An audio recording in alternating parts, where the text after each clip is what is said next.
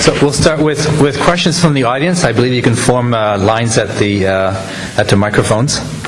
And I'd like to point out, I was asked ahead of time before the meeting if the color of my hair was an indication of my political preference. I like to say no, not at all. It strictly reflects an interesting weekend I had recently.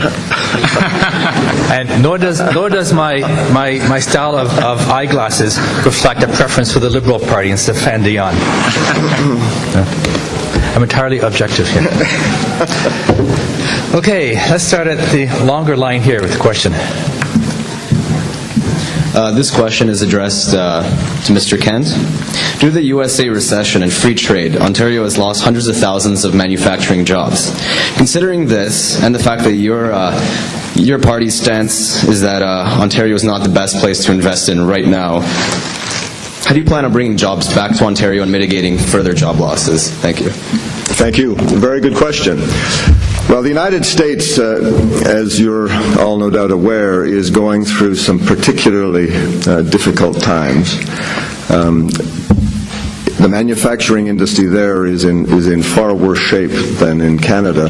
And in the past 2.5 years, the Conservative government has prepared our economy well, and this is generally agreed to by economists, for the tumult south of the border in the U.S. economy. There have been job losses. Manufacturing is experiencing difficulties.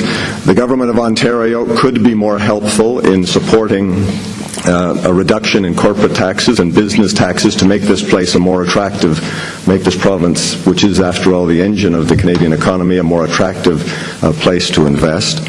And rather than advocating the bailout philosophy of Premier McGuinty, where cash is given without restriction, we have invested in, for example, Ford and General Motors to build flex fuel cars that consumers actually want to buy.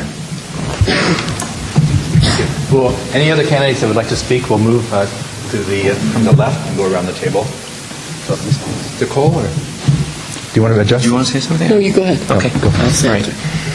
The Green Party has a very aggressive plan to encourage and stimulate the economy.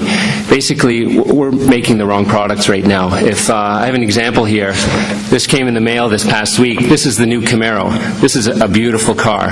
It has a 6-liter engine, and our tax dollars went to creating this car. We're producing the wrong products. We need to produce fuel-efficient cars. All the best fuel-efficient cars are coming from Japan and Europe. So we need to invest properly in the types of products that we're making. I mean, that's one example, but there's many, many others.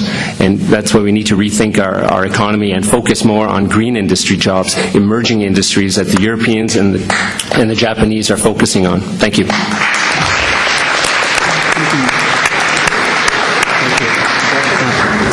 But most importantly, I think we need to start buying more Canadian cars. That's one of the reasons perhaps the plants are closing down and people are losing jobs.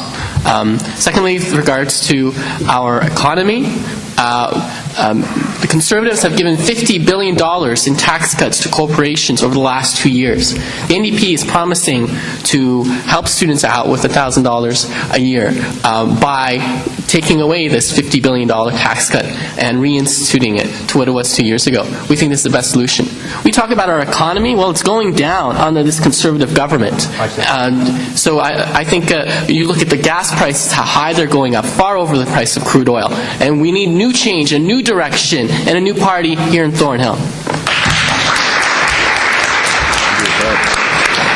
Yes, certainly our Liberal plan will not do what the current Conservative government that will just turn their back on the manufacturing sector and job losses and families.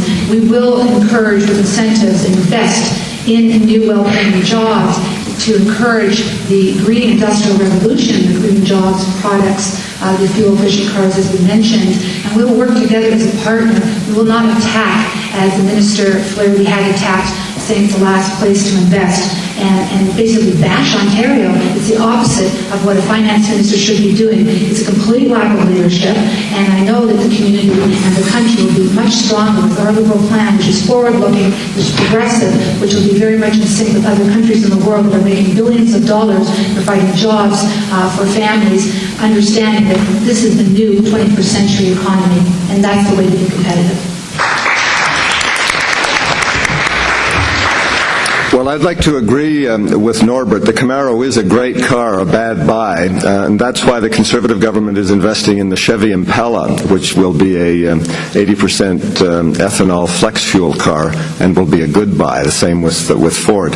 I'd like to address later, and I hope some of you ask questions about all of the things the Conservative government has done for post-secondary education, to answer Simon's point, and I think that to respond to Susan's criticism, Canadian families are much better off after 2.5 years of Conservative government than they were after 13 years of Liberal dithering.